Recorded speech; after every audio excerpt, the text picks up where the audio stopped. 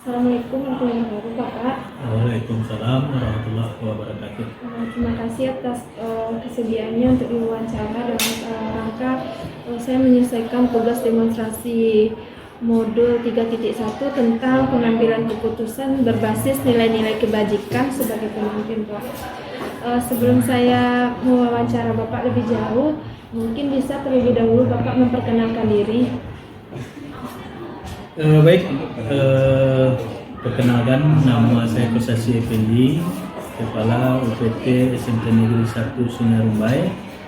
Dalam hal ini sesuai dengan permintaan CGP untuk wawancara sehubungan dengan permasalahan-permasalahan yang terjadi di sekolah. Baik, terima kasih Pak atas perkenalan singkatnya. Langsung saja Pak, saya ingin bertanya di sini berkaitan tentang dilema etika dan rujukan moral. Nah, terlebih dahulu tentu kita harus mengidentifikasi dulu dilema etika dan rujukan moral. Nah, menurut Bapak, bagaimana cara Bapak mengidentifikasi kasus atau permasalahan yang berkaitan dengan dilema etika atau rujukan moral? Baik, sehubungan dengan pertanyaan tentang permasalahan atau dilema etika atau bahasa lainnya rujukan moral, kita tentu berpegang teguh kepada prinsip kita masing-masing. Nah, dalam hal ini saya selaku pimpinan ataupun kepala sekolah, saya tidak pernah mengambil kebijakan tanpa data yang jelas. Jadi validasi data itu harus saya miliki. Kemudian tidak cukup hanya dengan data, terkadang kita harus turun langsung ke bawah, menyelidiki apa betul akar dari permasalahan. Sehingga nanti berbekal data yang valid ini, tentu kita bisa menyelesaikan permasalahan yang ada sesuai dengan harapan yang kita inginkan. Mungkin itu. Baik Bapak, di sini saya sudah dapat poinnya, berarti kita harus memvalidasi data lalu ikut terjun ke lapangan, seperti itu kurang lebih ya Pak ya. Selanjutnya Bapak, saya ingin bertanya juga, selama Bapak menjadi seorang pemimpin di sini, bagaimana Bapak menjalankan pengambilan keputusan di sekolah kita ini, terutama terkaitan dengan permasalahan atau kasus dilema etika atau rujukan moral? Baik, selaku ASN tentu kita punya aturan yang jelas. Kemudian untuk level sekolah, tentu kita punya tata tertib dan aturan sekolah. Inilah aturan baku dalam kita menyelesaikan semua persoalan yang terjadi dalam lingkungan sekolah. Kemudian tentu kembali lagi, karena pertanyaan ini saling berkaitan, saya tekankan lagi, saya menyelesaikan permasalahan itu harus dengan data yang otentik atau data yang jelas. Kemudian mungkin nanti bekerja sama dengan pihak-pihak yang kompeten sesuai dengan situasi permasalahan yang terjadi.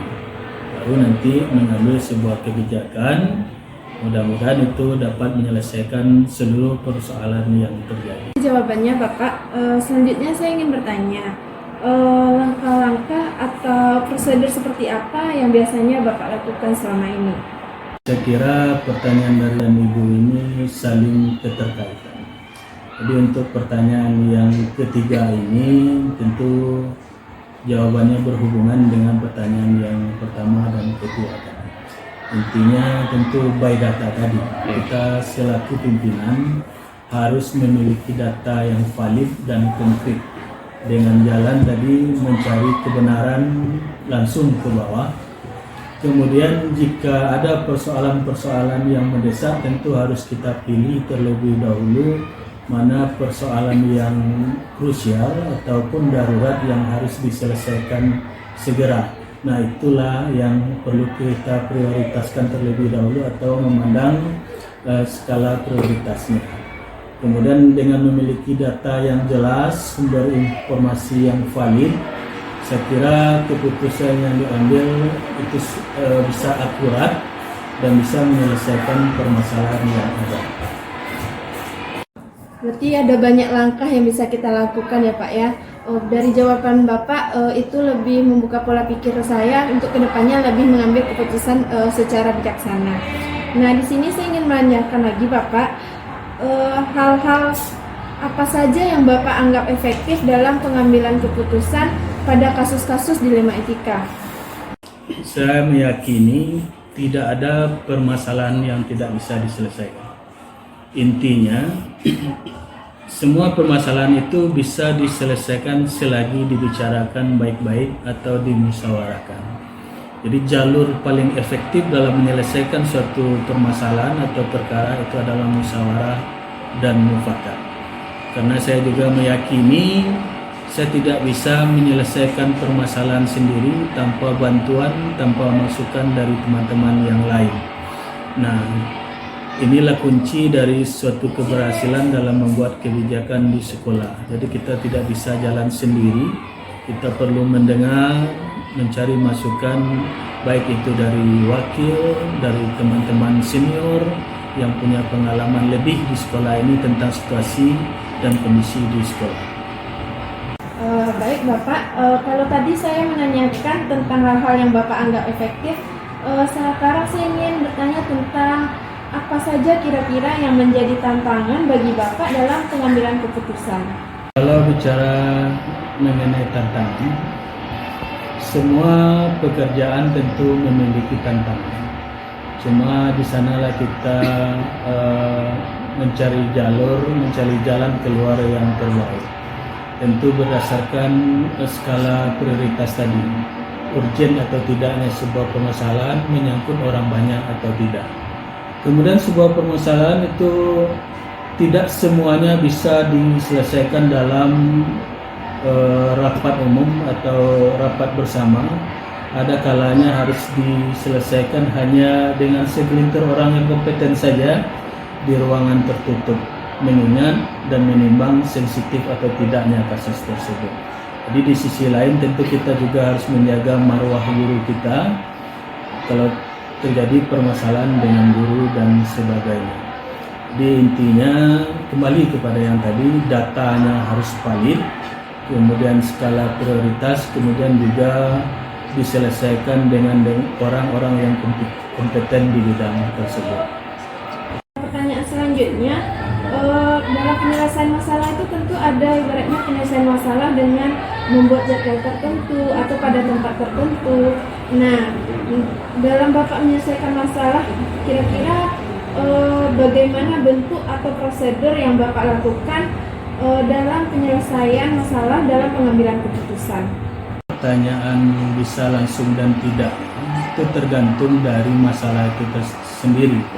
Saya agak kurang pas kalau menyebut itu sebuah kasus. Saya lebih suka menekankan itu hanya sebuah masalah. Kuncinya kalau masalah itu sederhana, tentu harus diselesaikan segera. Jangan menunda-nunda ataupun menumpuk-numpuk permasalahan dan diselesaikan atau direncanakan di satu waktu yang sama. Di setiap permasalahan yang ada, itu segera dicarikan solusinya, harus segera ditindaklanjuti. Cuma ada kalanya masalah ini besar, mungkin menyangkut orang banyak, tentu butuh waktu dan proses yang tidak sebentar.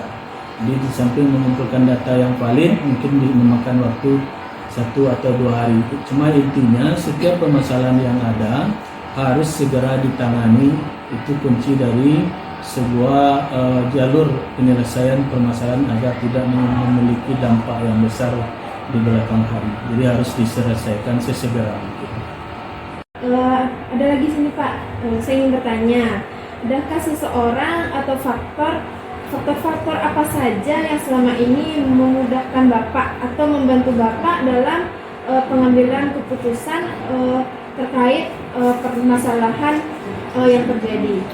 Baik, yang perlu kita garis bawahi, ketika kita menyelesaikan suatu permasalahan atau menegakkan sebuah kebenaran, kita tidak boleh melabrak aturan yang ada.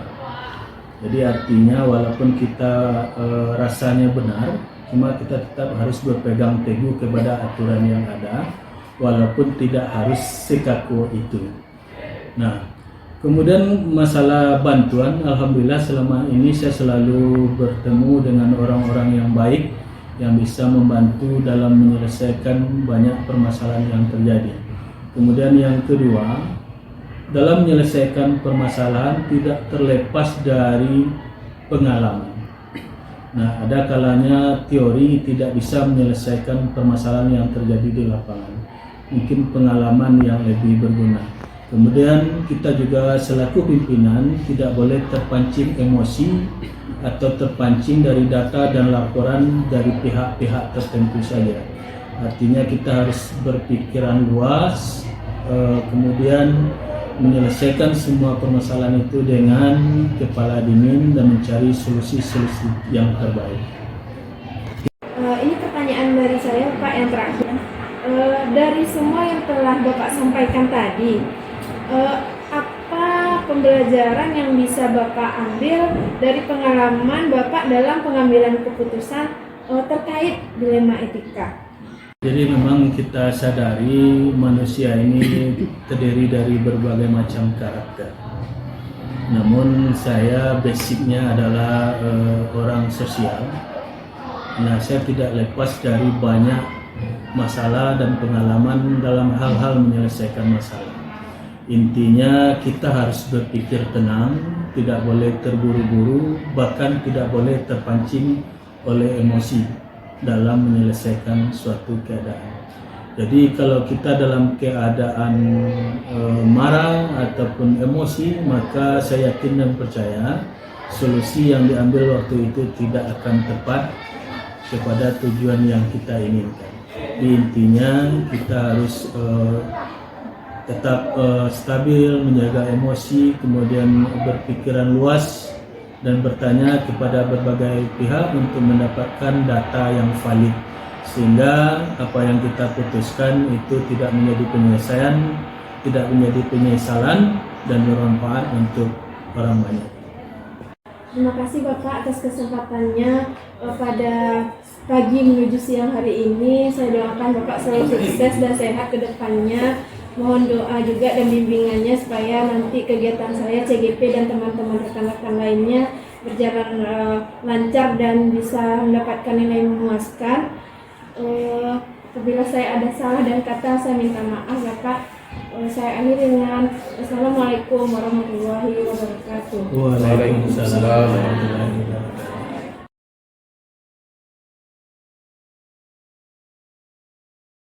Assalamualaikum Ibu. Waalaikumsalam. Ini ada yang bisa dibantu nih dia? Ada Bu, kebetulan ini ada tugas ada CGP tentang demonstrasi kontekstual tentang pengambilan keputusan, lebih khususkan tentang dilema etika dan rujukan moral Ibu. Sebelumnya ini minta izin mendokumentasikan untuk rekam, boleh Ibu? Ya boleh. Terima kasih Ibu. Sesuai dengan yang sudah akan tadi malam Ibu, Dini akan mengajukan beberapa pertanyaan kepada Ibu terkait pengambilan keputusan, khususnya dilema etika dan rujukan moral. Langsung saja Ibu. Nah, selama ini bagaimana cara Ibu mengidentifikasi kasus-kasus yang termasuk dilema etika dan rujukan moral seperti itu? Ya mungkin ini dulu ya Din ya.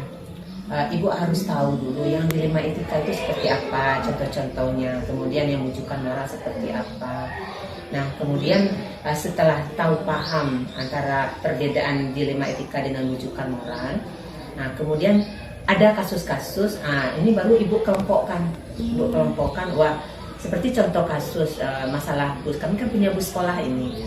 Nah ada anak yang macet pembayaran busnya, kemudian orang tuanya tidak mau rutin membayar, akhirnya utangnya bertumpuk-tumpuk. Sementara si anak harus mendapatkan pendidikan juga, harus tetap bersekolah juga.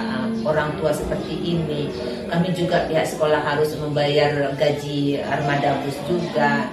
Nah ini masalah ya, dilema etika ini. Jadi itu kami identifikasi, kami susun bahwa ini loh masalah kadang-kadang di bulan ini, minggu ini kasusnya.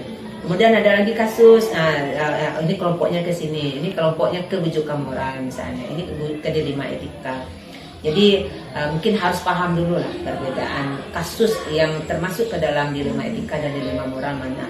Dan itu kami dapatkan dari guru BK, datanya guru BK, dan guru BK nanti akan mengelompokkan. Nah, jadi ibu melalui guru BK nanti akan mengelompokkan, mengidentifikasi dilema etika dan dilema moral ini. Dari guru BK nanti dihimpun, kemudian diberikan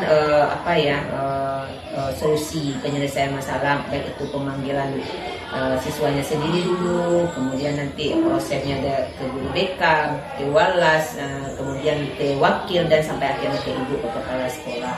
Jadi memang tahapan-tahapannya sesuai yang sudah menjadi yang diatur, yang digariskan atau yang merupakan aturan di sekolah kita. Mengelompokkannya. Memang Jadi, karena kalau di sekolah kan banyak kasus. Iya, banyak kasus yang kita dihadapi. Jadi yang mana nih yang merupakan dilema etika, yang mana rujukan moral, dan tentu kita paham dulu perbedaan antara keduanya apa. Baik Ibu, terima kasih Ibu. Nah selanjutnya, selama ini bagaimana Ibu menjalankan pengambilan keputusan di sekolah ini, mungkin khususnya Ibu ya, termasuk kasus-kasus di mana misalnya kasus tersebut dilema etika, di mana ada nilai benar lawan benar, ataupun misalnya nilai kebajikan yang satu melawan nilai kebajikan yang lain. Misalnya kan yang kita ketahui misalnya Bu, oke, kasus bus tadi misalnya itu seperti kan membayar bus itu kan seperti kewajiban, berarti itu kan peraturan, berarti kan keadilan Ibu. Tapi kan di sisi lain kita sebagai manusia ada rasa kasihan Bu, berarti keadilan lawan dengan rasa kasihan seperti itu. Nah kira-kira bagaimana trik Ibu dalam menjalankan pengambilan keputusan terkait yang benar lawan benar, ataupun nilai kebajikan satu lawan dengan nilai kebajikan yang lain seperti itu. Nah ini Bu contohkan saja satu kasus ya, yang memang menjadi permasalahan itu saja di sekolah kami, tentang pengadaan armada bus kami gitu kan. Jadi anak yang berutang, menumpuk utang, nah ini kami berikan solusi. Pertama disampaikan ke si anak, nah ini bagaimana nak, tolong sampaikan ke orang tuanya, jangan sampai macet lah pembayaran, nanti kamu juga yang akan payah nanti bertumpuk-tumpuk. Nah kalau belum ada angsuran atau dampak perubahannya, maka kami prosesnya berikutnya kami panggil orang tuanya. Nah kemudian kami diskusikan, kami musyawarah dengan orang tua, apa yang bisa kami bantu, dan ibu memberikan pengertian terlebih dahulu kepada orang tua bahwa ini hak anaknya sudah dia terima, anaknya sudah diantar, sudah dijemput, sudah diterima setiap, dan ibu juga memberikan pengertian bahwa armada ini dia digaji, kita bersistem kontrak. Nah kalau satu orang siswa saja, misalnya saja ada yang macetnya sampai 1 juta 2 juta, sekian siswa ada berapa hutang sekolah, sementara sekolah harus membayar full setiap bulannya. Nah, jadi memberikan pengertian ke orang tua. Dan kalau ada kendala orang tua memang tidak mampu, tidak bisa lagi membayar, mungkin akan diberikan solusinya seperti ini. Oke, ibu atau bapak tidak mampu membayar. Nah, yang terutang ini kapan bapak bisa membayarnya? Berapa lama bisa menyicilnya? Dan untuk sementara waktu mungkin solusinya baiknya mungkin setiap hari anak bapak naik, bayar ongkos setiap hari saja. Kalau tidak juga apa, mungkin solusinya lagi kami tawarkan, untuk sementara silakan bapak ngantar sendiri anaknya, jemput sendiri. Tetapi karena ini sudah merupakan program bersama, maka kami mohon pula pengertian bapak dan ibu, gitu kan. Hanya batasnya antar dan jemput ini hanya batas sampai pelunasan dari utang yang lama. Nanti naik lagi busnya, karena ini jangan sampai gara-gara yang satu merusak program ini. Mungkin itu lebih kepada pendekatan pemberian pengertian. Pengertian juga Bu, mencari solusi bersama untuk pengambilan keputusan itu, gitu kan. Baik Bu. Nah masih berkaitan juga sebenarnya Bu. Tadi Bu sudah menjelaskan juga. Sebenarnya saya akan menanyakan tentang langkah-langkah dan prosedur, tapi dari penjabaran Ibu tadi sepertinya sudah terjawab. Lanjut saja Bu, pertanyaan selanjutnya. Nah selama ini menurut Ibu hal-hal apa saja yang Ibu anggap efektif dalam pengambilan keputusan? Yang efektif itu Ibu rasa yang menjalin komunikasi. Jadi kita tidak mengemukakan emosi, kita lebih kepada berkomunikasi secara baik, mungkin dengan tutur bahasa yang membuat nyaman terlebih dahulu yang bermasalah tadi. Nah, kita dengarkan keluhannya seperti apa, permasalahannya seperti apa. Nah, dari itu baru kita carikan solusi bersama. Jadi tidak hanya, memang ini sebuah aturan yang harus kita tegakkan gitu kan, tetapi kita juga harus mendengarkan. Nah, si siswa kita permasalahannya seperti apa, kita dengarkan dulu. Nah, jadi seperti itu yang biasanya kami lakukan, kami dengarkan, kami telusuri dulu orang tuanya apakah benar seperti ini, problem ekonomi lemah segala macam, atau apakah benar si anak, contoh saja begini, anak ini kos, dia sering telat makan, kadang-kadang belanja hanya diberikan oleh orang tua 15.000 untuk jajannya, sementara kegiatan sekolah dari pagi sampai sore. Nah, si anak karena orang tua juga kurang perhatian, dia kadang-kadang ke sekolah tidak ke sekolah, dia main lah di rumah, tidak apa. Nah, terkadang masalah-masalah hal yang seperti itu kami telusuri, kami lihat. Nah, bagaimana ya mengatasi masalah seperti ini? Nah, jadi dari Walas, data dulu oleh Walas, kemudian bersama dengan guru BK sama-sama kita mencarikan solusi, menghubungi orang tuanya, panggil anaknya dulu, apa permasalahannya nak, kok kamu begini, kok kamu begitu. Jadi didengarkan keluhan anak, ternyata permasalahannya anak ini kurang perhatian ternyata dari orang tuanya. Jadi kita hubungi lagi orang tua, kita sampaikan bahwa berikanlah pengertian kepada orang tua, anak juga butuh perhatian, tidak hanya sekedar kita beri uang, seperti itu. Jadi komunikasi intinya, mengkomunikasikan dan menciptakan rasa aman dulu terhadap si siswa maupun terhadap si orang tua sendiri gitu ya. Itu kuncinya komunikasi dan lalu ada sepertinya juga ada sinergi dari semua pihak. Baik Ibu, namanya dalam mengambil sebuah keputusan itu pasti ada tantangannya. Nah, terkait tantangan dalam pengambilan keputusan, kira-kira hal-hal apa saja yang menjadi tantangan Ibu dalam pengambilan keputusan? Ya, terkadang pola pikir orang berbeda-beda ya, Adin ya. Ada yang menganggap ini lebih simpel, ini lebih efektif dibandingkan ini. Tetapi selaku pimpinan kita sudah musyawarah dengan pertimbangan-pertimbangan dampak-dampak kedepannya seperti apa. Nah, mungkin jangkauan analisa rekan kita mungkin dia lebih efisien seperti ini ya, tetapi kita melihat lebih maju lagi ke depan. Melihat lagi ke belakang, melihat lagi maju ke depan, dan siapa yang akan terdampak dari pengambilan keputusan kita gitu kan. Jadi banyak tantangan yang kami hadapi. Ya seperti yang sudah Ibu ceritakan, yang paling besar di sekolah kami itu masalah armada bus, siswa yang macet untuk membayar bus gitu kan, ongkos busnya gitu kan. Tetapi tantang sebesar apapun tantangan, karena kita tetap bersinergi dengan pengurus bus, kemudian dengan komite juga. Ibu juga mohon bantuan komite bagaimana agar orang tua paham bahwa ini program sekolah, mari kita dukung bersama-sama begitu. Dan juga memberikan solusi-solusi yang membuat orang tua ini nyaman, tidak merasa tertekan, tidak merasa apa. Jadi memang memberikan solusi yang baik lah gitu. Tetapi tetap dimusyawarahkan dengan komunikasi yang nyaman kepada pihak yang mungkin sedang bermasalah dengan kita. Boleh diartikan berarti tantangan di sini berarti karena banyak pihak yang terlibat, berarti ada pro kontra terhadap pengambilan. Baik Ibu. Nah, selanjutnya Ibu, dalam penyelesaian masalah terkait pengambilan keputusan ini, apakah Ibu membuat jadwal tertentu atau apakah Ibu langsung menyelesaikan di tempat? Bagaimana bentuk atau prosedur yang Ibu lakukan? Ya, dia tergantung gini ya, Din.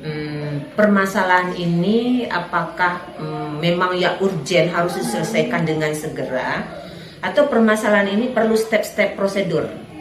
Nah, misalnya prosedurnya mungkin ditangani dulu. Misalnya masalah di kelas. Nah, masalah di kelas tentu guru mapel dulu yang mengatasi permasalahan ini. Kemudian nanti dengan guru BK, dengan walas, dengan wakil, baru ke ibu. Tetapi mereka tetap koordinasi dengan ibu. Bu, tadi permasalahan dengan guru ini, Bu. Kami sudah mengambil tindakan seperti ini, kami sudah menyelesaikan masalah dengan prosedur seperti ini, seperti itu. Tetapi kalau contohnya anak bertengkar, berkelahi, tidak tahu sebab kenapa, bergelut-gelut akhirnya berkelahi, dan itu butuh proses yang cepat gitu kan. Tetapi ibu tidak langsung turun untuk tentu akan diberikan ini anak siapa, walasnya siapa, nanti dibantu oleh guru BK. Nah nanti setelah kalau permasalahannya sudah tidak ada hambatan diselesaikan oleh guru BK dan walas, mungkin ibu memantau, menanyakan, mengkonfirmasi bagaimana perkembangan tadi penyelesaian anak tadi. Kalau butuh ibu akan turun untuk membantu gitu kan. Jadi kita kan sudah memberikan kewenangan masing-masing ya kepada rekan-rekan kita, baik untuk guru mapel, walas, guru BK, wakil. Jadi mungkin hal-hal yang butuh prosedur yang lebih tinggi lagi, penyelesaiannya tidak bisa diselesaikan oleh wakil, barulah ke ibu gitu untuk menyelesaikannya. Baik, Ibu, berarti tergantung jenis masalah dan krusialnya suatu masalah. Baik, Ibu. Ini masih ada lagi, Bu. Walaupun sudah Ibu jawab juga tadi sebenarnya, apakah ada seseorang atau faktor-faktor pendukung lain dalam pengambilan keputusan Ibu terkait kasus dilema etika ini? Mungkin faktor-faktor lain ya, Ibu ya. Tadi kalau orang-orangnya mungkin sudah tadi, Bu. Faktor-faktor lainnya. Ada juga sih faktor lain yang mempengaruhi ketika kita mengambil keputusan dari dilema etika atau rujukan moral ini gitu kan. Contohnya saja kami anak ini dia harus bawa makanan ke sekolah, contohnya saja dia harus bawa makanan bekal dari sekolah. Sementara problem kami di sini contoh koperasi sekolah itu hanya menjual alat tulis saja, dan semuanya dihandle oleh kantin yang oleh penjaga sekolah gitu kan. Jadi ketika kami menyuruh anak membawa bekal, nah penjaga sekolah yang memang keluarganya menghibahkan tanah untuk sekolah ini, mereka lebih mendominasi bahwa jualan makanan itu adalah hak mereka. Jadi memang tidak boleh sekolah memiliki kewirausahaan yang lain seperti membuka koperasi dan menjual makanan, seperti itu. Jadi sementara anak yang ratusan ini berbelanja di situ tidak tercover oleh dia yang sendiri berjualan. Jadi ketika kami menyuruh anak membawa bekal, dia malahan menyampaikan, Bu, kalau ibu menyuruh anak membawa makanan, tentu kurang jatah hasil jual beli dia. Sementara kita butuh loh anak kita sehat, bawa bekal sendiri gitu kan. Nah ini kan orang lain ya, artinya di luar konteks guru dan siswa kita, artinya penjaga sekolah kita gitu kan, yang apa. Nah ini berat juga tantangan kami waktu itu. Jadi berikan pengertian bahwa dia tidak bisa mengintervensi kita. Karena kita dengan siswa tujuan kita baik, nanti anak beli mie di kantinnya, dan juga kapasitas makanan yang dia sediakan tidak memenuhi ketercukupan siswa kita gitu. Jadi lingkungan juga kadang seperti itu. Anak-anak merokok pun, misalnya contohnya merokok, mereka jajan jajan keluar cabun. Ini juga dilema bagi kita. Sementara mereka harus proses penyelesaiannya pun sangat-sangat bagi kami gitu kan. Nah, jadi ada faktor lingkungan juga yang ternyata di sekitar juga menyediakan, warung-warung menyediakan jualan rokok. Ternyata dilayani juga anak-anak kita untuk memenuhi itu. Padahal kita sudah antisipasi anak tidak boleh keluar dari lingkungan sekolah dan sudah dirazia juga. Seperti itu. Baik, Ibu, ini pertanyaan terakhir dari ini, Bu.